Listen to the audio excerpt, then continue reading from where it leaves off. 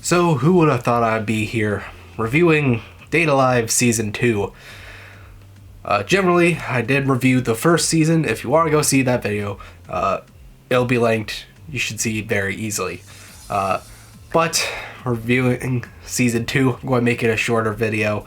And I did not know if I would do this, but I did, as a joke, say in the video, if you want to see me review Season 2, to go comment so. And as a small channel, I didn't expect really anyone to comment that.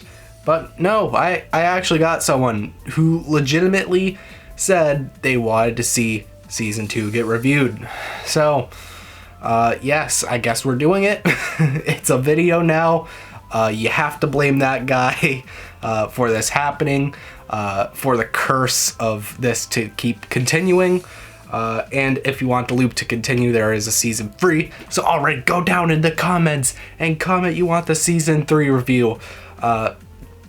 I don't know, I may do it anyways. Whatever. But with that being said, at the least, start talking about Date Alive Season 2. Which I'll have to first start with kind of just talking the difference between the seasons, where it's pretty much the same.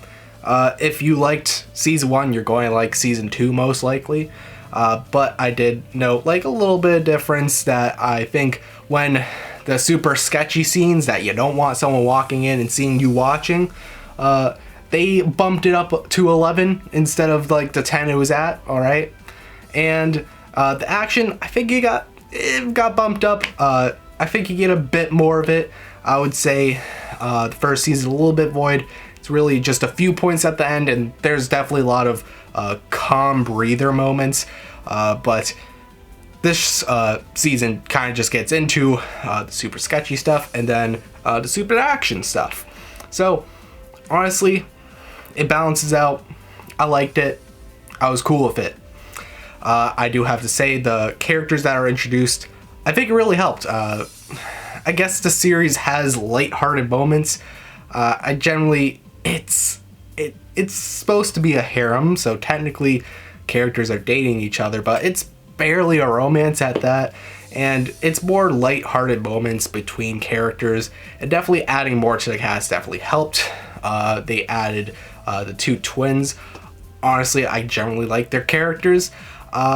One of the characters is pretty similar to Origami. Of course, the backstory is different.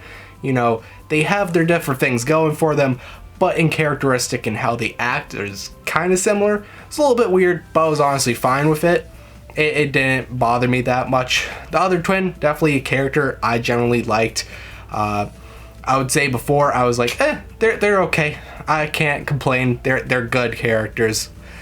This, I'm like, I generally think they're interesting enough, you know? I was more compelled about this season's characters than the last. And then the other spirit, the idol, I guess, she was definitely interesting. Cool that we had another spirit that's just like, I'm not about this ceiling thing. And, you know, that was pretty cool. So that character actually added action, even more than just Komari adding action. And yes, Komari returns in Season 2. She is in every season. So don't worry, you get best girl every single season. And definitely her moments. She got some good moments. I definitely think she got to star a little bit better within the first season. But she still had her role in the second season. When she did show up, she kind of got some badass moments. So I can't complain there. Overall, it was still pretty short. It was a 10-episode season, and you don't have to watch the movie that comes after it. And, you know, it was short and sweet, and it actually did the job. It's pretty entertaining. Definitely a big complaint is it got complicated. The Date Alive is stuff. It has story to it. It barely explains any of it. And then there's a bunch of other side characters, B plots that happen. And, you know, sometimes it's complicated, but whatever. Sometimes you can't even ask from a story from harem shows. So this actually tries to provide one in some sense. And of course, some of our side characters still stay very interesting. I still like the girl who's just gross, and the commander, he's great. Surprising to note, Dio from JoJo's Bizarre Adventure. Yes, the commander and Dio are literally the same character. That surprised me because they're so different. Their voices a little bit the same, but you can definitely, it seems like a different person just a little bit, but you can kind of draw the similarity, but how they act, it's so different. And you know, the more you know. Dio voices a lot of people, surprisingly, and you'll be surprised of some in which he voices. But yeah, that's kind of my review. Also, one thing of note, it does have a special, kind of like a extra episode, Date Alive 2 Komari Star Festival. That's a full Komari episode. It's actually very good compared to everything else in the series. I'm like, yeah, it's solid enough. Komari Star Festival, that one special, that's big thumbs up for me. I honestly really did like that special, so don't skip out on that one. Make sure you watch it. That's probably best of Date Alive that you actually get. But yeah, thank you guys so much for watching this video. I know it was pretty short, but I kind of just want to experiment with that. Again, it was solid. If you like season 1, you're going to like season 2. That's generally my review, and I think we should keep it brief with that. But yeah, thank you for watching.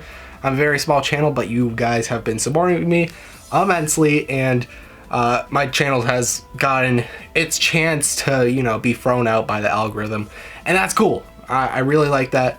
Thank you guys for the support. Continue this support, and you know, I'll be growing ever so sooner. I'll be way bigger of a channel, and it will be dope. So yeah, thank you guys for helping me out in getting this channel off the ground. I really do appreciate it, honestly. But yeah, thank you guys so much for watching. Hope you liked and enjoyed, and I'll see you guys in the next video. Goodbye.